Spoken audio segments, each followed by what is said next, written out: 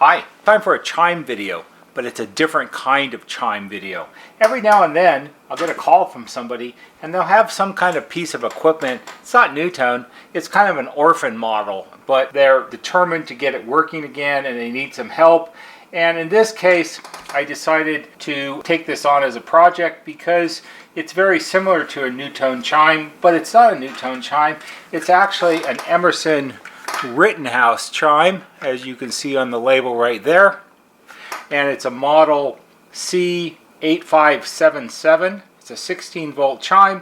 When the owner of this sent me pictures of it, one of the things that made me decide that I would give it a shot is it has a similar design to some late 70s, early 80s, 90s NuTone 8-note long tube chimes. It's got a circuit board here. It's got a Telecron motor assembly on a mounting base. This is all very much like the way NuTone made their chimes. And I figured, well, I'll give it a shot. This is the way it showed up in the box, and I'm not going to do a long rant about how things should be packaged, but things should be packaged securely so they don't bang around inside the box and you end up with a bunch of loose solenoids. And for the most part, most of the plungers and things had fallen out. We at this moment only have 3 of the 4 springs, but fortunately I have a solution for that. Let's take a look and see what we need to do with this. The first thing we need to do, well, let's do sort of an overview first, since this is a completely different type of chime. You have sort of a printed circuit board here. You've got the tan colored, probably fiberglass board with the copper traces. This is very much like NuTone made boards starting in the 60s. You've got the Telecron motor assembly mounted on a square plastic base. We'll be opening this up to see what's underneath it. And then we have 4 solenoids. The solenoids have plastic tubes, not metal tubes, so corrosion won't be a problem, although they probably will need to just be cleaned a little bit. The biggest issue with these is they have these rubber grommets with screws and little washery kind of things, spacers is what they would be, and these are supposed to snap into these holes underneath, and that's what holds the solenoids in place. But the little grommet things are all fallen apart and hardened. In fact, one of them, there's a piece, this is one of the pieces that fell out when I unboxed it, and this is supposed to be on the inside in here, and that helps hold it in place. So we have to figure out a way to have these mounted securely, because they obviously can't be flopping around like that. And we'll clean the plungers. The plungers are very much like NuTone plungers, just metal rods with plastic tips. They all seem to be in reasonably good condition, so that'll make my job a little bit easier.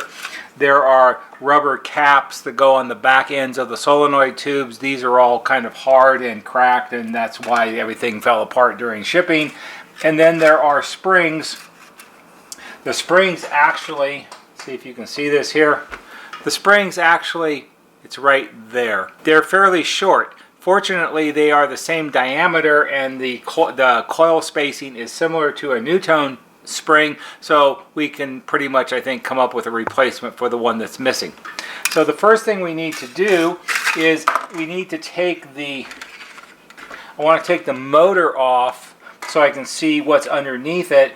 And I think the best way to do this, the circuit board is held on with a self-tapping screw here and here. But before we take that off, I'm going to desolder the wires from the motor, so when we do take it apart, I can take the motor off completely, because it's not really good to have it dangling on the wires. So what we're going to do is, first I'm going to add a little new solder on top of the old solder. Now, I don't know how old of a chime this actually is, but I'm going to guess from its construction, it's probably made sometime in the 70s would be my guess. The owner of the chime didn't really know.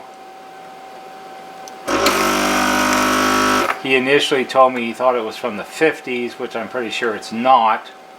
It's much too modern for that.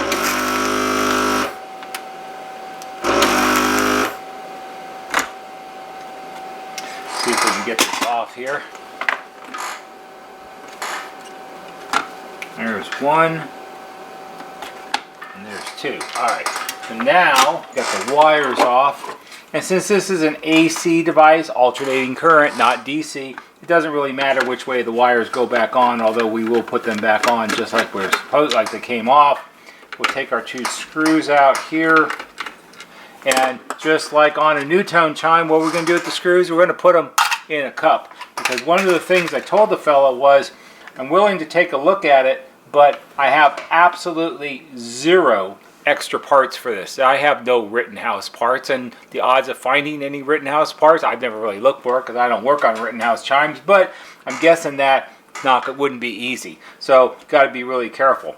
Once the board slides out, there are 4 screws on the back that hold the motor base to the circuit board. So we'll loosen these. These are probably also self-tapping screws, and they're just screwed into the plastic. Although you never know, they could be, it looks like a machine screw actually, so maybe there's metal inserts in the motor base. That would be nice. Metal inserts are always better than if it's just self-tapping screws that are threaded into the plastic, because self-tapping screws, if you take them in and out several times, eventually they kind of loosen up and it's hard to get them to stay tight. Or the plastic will crack and then you've got to glue it, and a lot more to do. There's that one.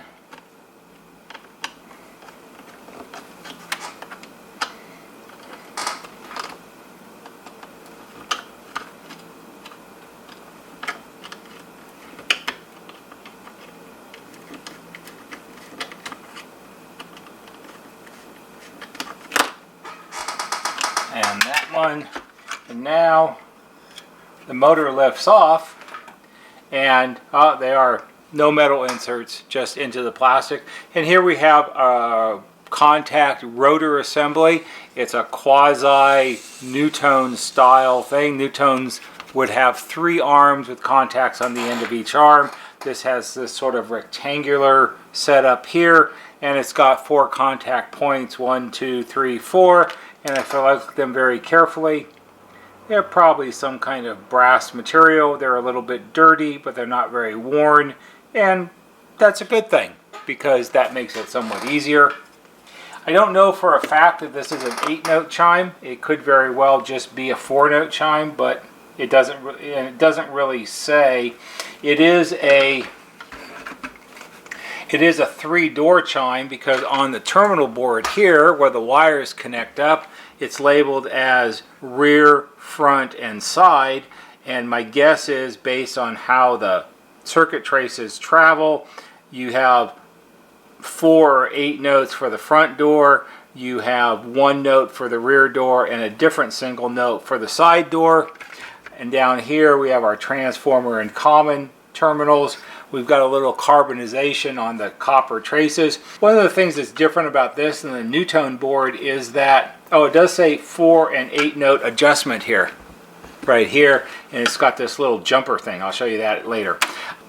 NuTone circuit boards, if all of the copper traces, they would have a silver plating on them. They wouldn't just be bare copper, because the bare copper tends to oxidize more, I think, than the silver coating would. But that's just what that is. So I think the next thing we're going to do before we go any further on this is we're going to deal with these solenoids that are flopping around, because the wires that come out of the solenoids are very, very thin wires. They're like hair-sized wires, and you don't want the weight of the solenoid tugging on the wires for a lot of the time, because eventually something's going to break somewhere. And I have an idea how to deal with these. Down inside here on what would be solenoids 2 and 3, there's the one from 2, and there's the remnant of the one from 3. I can get it out of here. Are the other half of the grommets. So it would be a typical grommet shape, and then in each solenoid there is a screw, which is a machine screw, and it screws into the metal body of the solenoid, and then there's this little brass collar spacer thing that the screw goes in on the large end, and basically this prevents the screw from over compressing the grommet when it's tightened down, and so you don't squish it too much and all that kind of stuff. So here's the busted grommet like this, and this piece initially would have been on top, something like that, and then it fits through the opening in here. And then it's got a much smaller sort of tab on this side, which fits, well, that's the tab that fits through. So this one, let's try this again. This actually goes this way, like that. That's even better. How about that? But it's torn and broken off because it's old. If I looked, I don't really have any grommets this size, and I'm not going to be able to go out and get any locally right now. So here's what we're going to do. We're going to be clever. At least I think we're going to be clever. We're going to see. What we're going to do is we're going to substitute the way this was put together and do it in a slightly different way. The purpose of the grommet is basically to allow you to mount the solenoid on the chassis, but give it some isolation so when the plunger strikes the tube, it doesn't make noise through the chassis. And it gives it a little bit of flexibility so it's not too rigid. So what we're going to do is we're going to substitute this half of the washer that's broken and the little collar spacer thing, which I don't think we actually will need, although we might keep it. Yeah, maybe we'll keep it. But what we're going to add to it is we're going to add a brass washer. And why are we using a brass washer? Because it's what I have. And what we're going to do is we're going to take the brass washer, we're going to put the little spacer in it like this, and then we're going to put the screw through it, and that's going to go on the inside in here and then come through on the remaining piece of the grommet like that, which will give us our vibration isolation, and then screw it into the solenoid. So the trickiest part of all of this is going to be to get these three pieces down inside without it falling apart, because it's way down in there. And of course, since it's brass, it's not magnetic, so it's going to be a little tricky. So it's all going to want to fall apart all the time.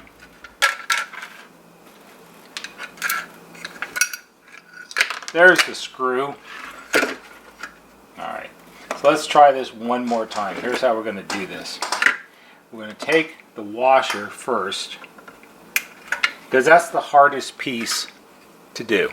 And maybe you won't be able to see this, but this is not an in-depth video. This is just sort of a casual, let's fix a doorbell video. So I've got the washer sitting over the grommet, and then we're going to take the little spacer and we're going to see if we can pop it down in through the hole in the washer.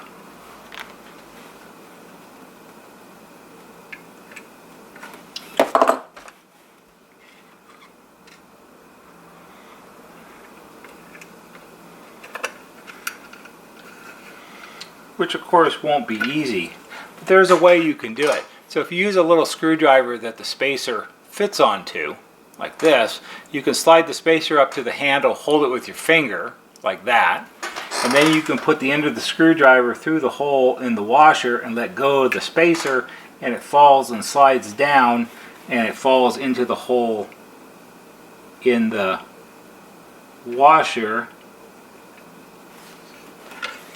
And then you've got to push it down a little bit.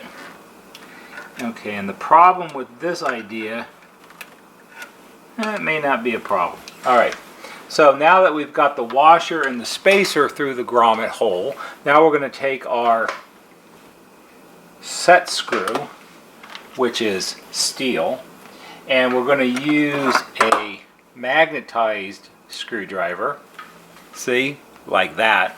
And now, without bumping into things so it doesn't fall out, we can put that through the spacer and then carefully lay it all down, and it all fell out. So now we'll have to try again. I'll be back in a minute. Alright, so It's always easier to do when you're not recording it. So now the solenoid's held in place down inside, which you probably can't really see very well. You can see maybe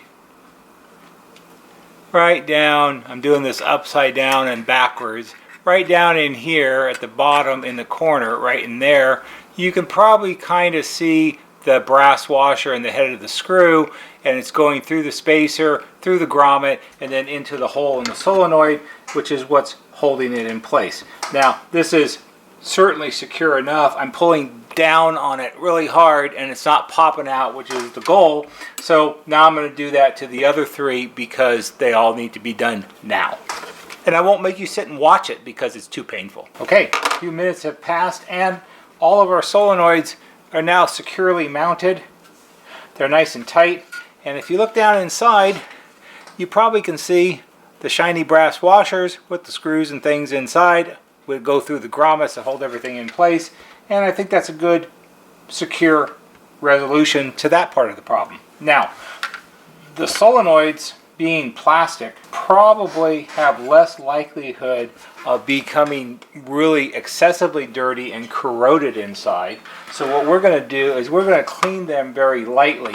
The other thing which we'll try is, because this is always the test regardless of what kind of chime it is, if you put the plungers in the bore like this and you drop it, it should just fall right through. And these seem to have a fair amount of clearance. So I don't think that's a really big deal. And the plungers themselves are pretty clean, so we'll just give those a little spruce up, we'll give these a little spruce up, and we'll put them back together, and I think they'll be good to go. So how are we going to clean these? We're going to clean them like we just do on NuTone chimes. We're going to use our Zippo lighter fluid, because if lighter fluid is good enough for NuTone, it's certainly good enough for an Emerson Rittenhouse, don't you think? All we're going to do with these is, we're going to take a little piece of cloth, and we're going to soak a little lighter fluid in it, or on it, and we're going to use our little brush here, and we're going to push it down inside and push it back and push it down inside and push it back and see what it looks like when it comes out. And it's got a little bit on it, but not much. So I don't think the plastic gets nearly as dirty probably as brass tubes do. Don't know. But the plungers fell through pretty nicely.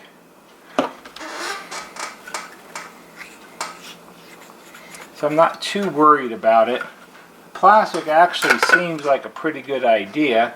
You do know that if you have a solenoid and you're moving a plunger in the solenoid, whether it's in a door chime or a relay or some other thing, the tube has to be a non-ferrous material. It can be brass or something like that, but it can't be steel because it interferes with the magnetic force that the coil creates. And then all we're going to do with our 4 plungers here is we're just going to put a little lighter fluid on each one, and we're going to take our little rag and we're going to very carefully sort of wipe them down. They don't really appear to be very dirty, which is kind of nice. And we know they weren't stuck because that's why they were all floating around inside the bottom of the box when I opened it up.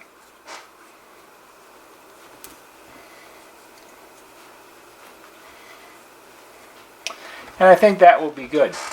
Now, the next thing we're going to do is we're going to put these back together. And we're going to do the 3 springs that we have first. And what we're going to do is we'll do this second one here. We'll put the spring in and we'll drop the plunger, and I can see the plunger bounce up and down on the spring, and that's good. The other thing we have to do is we have to replace the caps that were on the ends. And I have some new caps. These are the ones that we use and make up for NuTone chimes. For NuTone chimes, normally I cut them in half so they're not quite as long. However, these are very slightly smaller diameter than the tubes. And it's kind of a tight fit to get them on. And I'm worried that if I cut them, they'll be too short and over time they may work themselves loose. So what I'm going to do is I'm going to leave them long and work them, push them on all the way,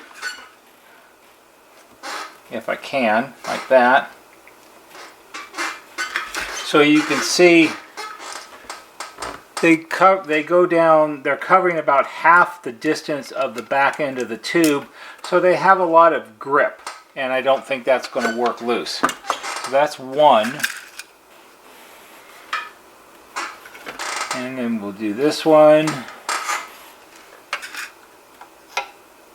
That one bounces around nicely. Now, one of the things you have to do, and it's important, and the original ones had it, and NuTone ones have it also, is in the end of the cap there's always a little hole. And so in the end of our caps, we make little holes on ours, and you have to have the little cap because otherwise you could make sort of a suction kind of thing, and then the plunger may not shoot out correctly or retract correctly.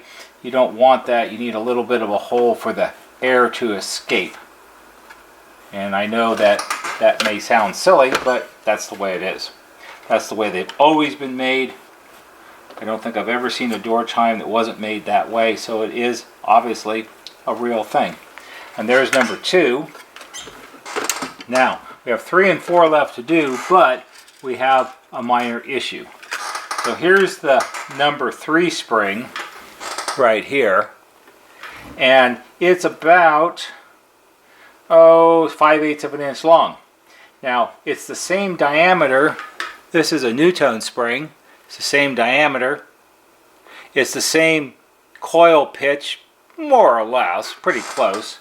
But the NuTone spring is probably 2.5 times longer, which is not good, because what happens is when the solenoid is energized and it rockets out in through the solenoid tube, it's going to compress the spring, and this is hard to do with your fingers, but when it compresses the spring like that, the spring has compressed height, and the compressed height of a spring that's 2.5 times as long as the original spring is going to be too long, and then the plunger tip is not going to pop out far enough, and it's not going to hit the tube properly, and all of that's a problem. So what we're going to do is we're going to try this. We're going to take a NuTone spring and we're going to clip it off, and we'll save the long short piece, and we'll put this in. Now, one of the things you have to consider is springs have on the ends of them, where's my other little piece? I'll do this like this. Springs have coils, and on the end of the spring down here, right there, they have what are called dead coils. And dead coils are the flattened coils on each end of the spring. And the flattened coils don't aid in how the tension of the spring is created and all those other spring-like things. But what they do is allow the spring to sit in something like the solenoid bore or against the plunger without becoming misaligned.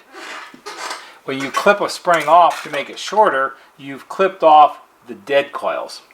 And that can be a problem sometimes, so you have to look at this carefully, because the dead coils, the spring is basically the same diameter as the plunger, so the dead coils sit against it nicely. When you clip it off, there's a chance that the coil will, as the plunger goes in and out, the clipped off coil will wrap around the solenoid rod, and then it won't work right. So if we look inside the bore right here, there's a flange, so the opening in the bore is smaller than the interior diameter of the bore. So if we put the cut coil in the end of the bore, there's no place for it to go. So it will stay there, and that should be just fine. So we'll put that one in there, and we'll put the plunger, and we'll put our cap on it.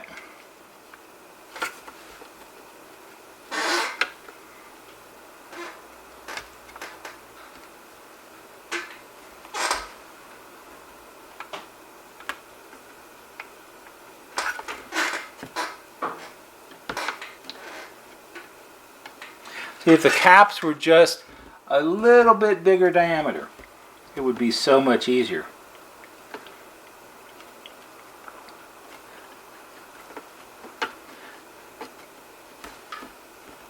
But these most certainly will probably never fall off.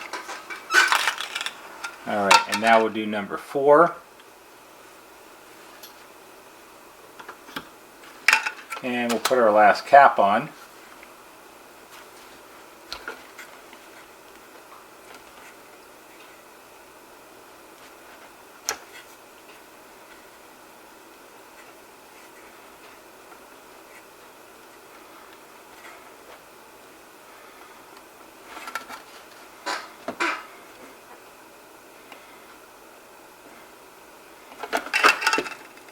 See, there's always one that wants to fight you.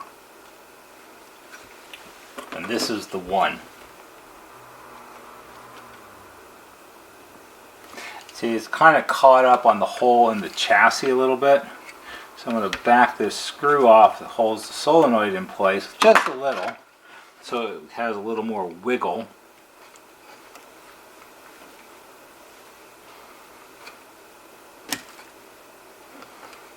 And we'll push it on, and then we'll tighten this back up.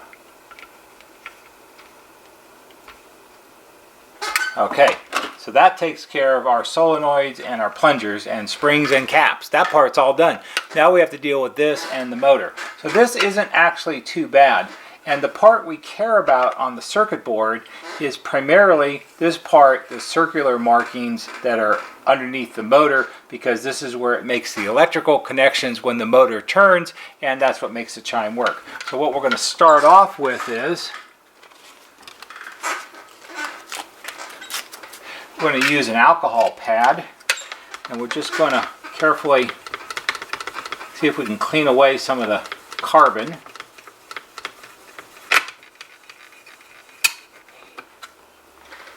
Like that.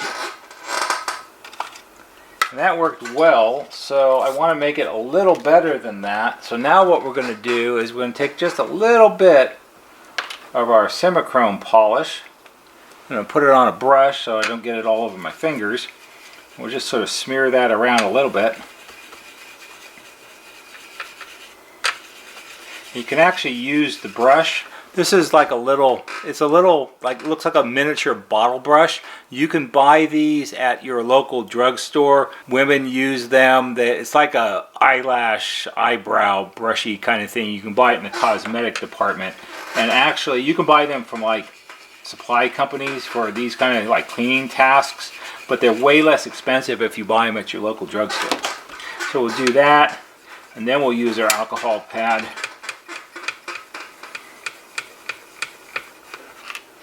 And we'll clean off more of the gunk. And we'll give it one more shot here.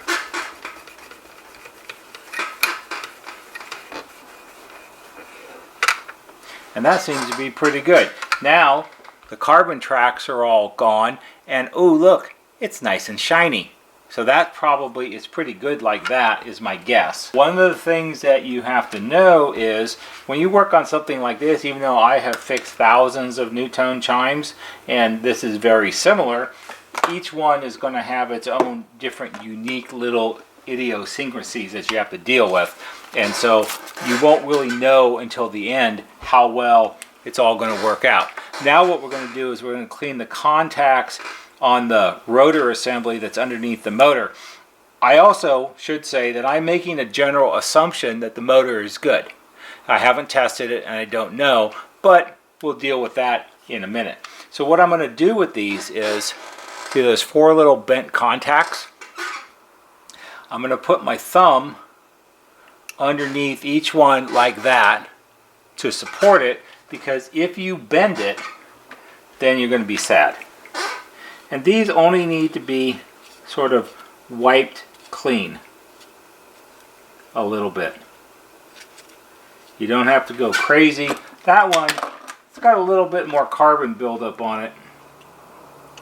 So you can take your little screwdriver and you can support it. The whole idea of putting your thumb under it is to support it So when you're manipulating it,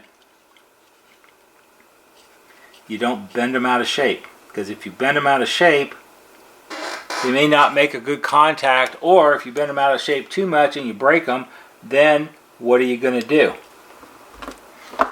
It would be a real problem. Because then you'd have to figure out a way to fix it, because the odds of finding one of these as a replacement is probably not good.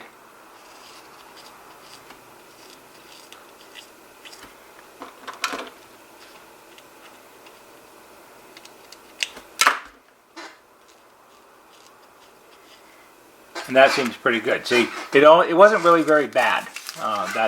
Which is good, because it's less that I have to do, and it's more likely it's all going to work out okay. So I suppose what we should do is give the motor a quick run to make sure it actually goes round. I've got my bench power supply up there set to 16 volts. We'll turn this over so you can see it. And all I'm going to do is touch the wire leads onto the motor contacts. And if I can actually hold it in place, oh look, it goes round. That's good. That means it works. I don't think the Telecron gear drive assembly is going to require any service. On more modern ones like this, they're not usually much of a problem. So we're going to not fool with it, because I don't think there's any real benefit to doing that. Now what I'm going to do is I'm going to put this back in place. And I need to put the 4 screws back in. And I'm going to save you from having to sit through that, because it's just the opposite of taking them out. So I'll be back in a minute. So I remounted the motor onto the circuit board, put the 4 screws back in. I put the circuit board back into the chassis with the 2 screws to hold it in place. This adjustment right here, this is like a volume control adjustment. It's actually a rheostat, and it adjusts how much voltage ends up getting to the solenoid. So the more voltage, the harder they strike. The less voltage, if you turn it down, the lighter they strike. So it's a volume adjustment. And it's very similar to what NuTone had. It's just a little wire wound rheostat, and I just used a little contact cleaner on it to clean it up, so now it turns easily. And I've got power supplied here with just a little wire. I'm not going to put a button. Top screw is the rear door, the middle screw is the front door, and the bottom screw is the side door. So the rear door should be a single note, which it is. It's this solenoid here. The rear door should be a different single note, which is this one here. And then the center one should be the 8 notes. It's all 4 solenoids in order.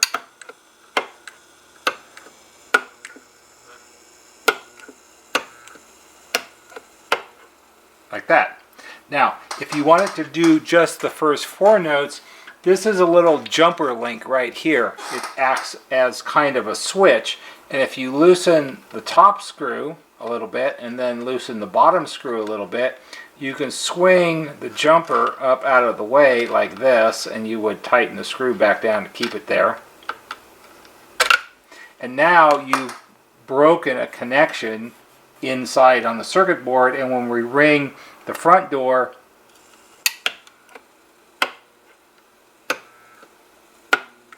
it's only the first 4 notes.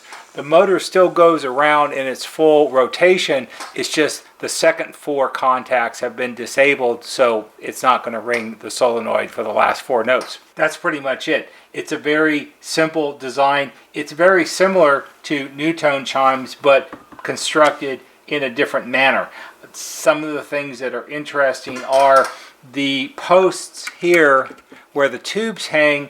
These are about 3/4 of an inch, maybe a little longer, and there's a groove in them right here where the cord from the tubes fits, and so there is no adjustment. The amount of space between the back side of the tube and where the tip of the plunger pops out is fixed. You can't adjust it for tone or sound or closeness or further away or anything like that. I would assume that it's all been highly designed so it sounds the way Rittenhouse wanted it to sound.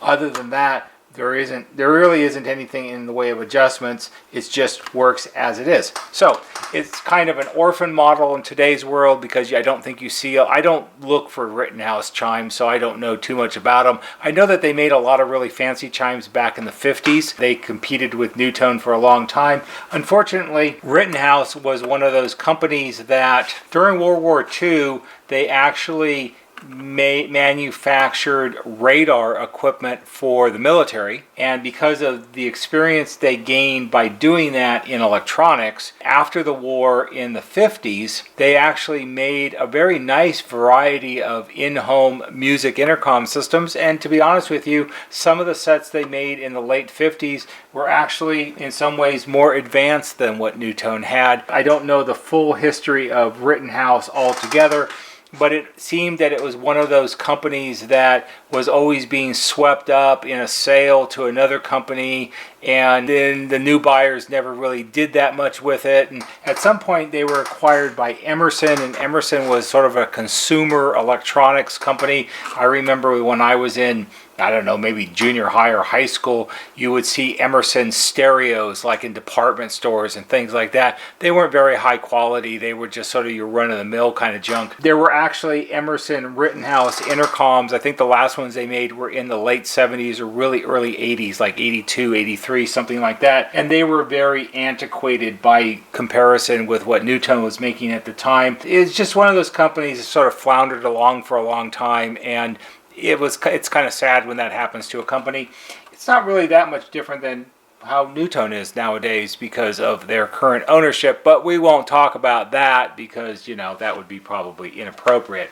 Anyway, I hope you found this interesting, and perhaps for somebody it will be helpful. If it is, give it a thumbs up on YouTube because that helps us a little bit. There'll be a banner right here that shows you how to subscribe. Go to our YouTube homepage, click on the bell, and when you click on the bell, click on it to receive all notifications, and every time we post a new video, you'll get a notification and you can watch it.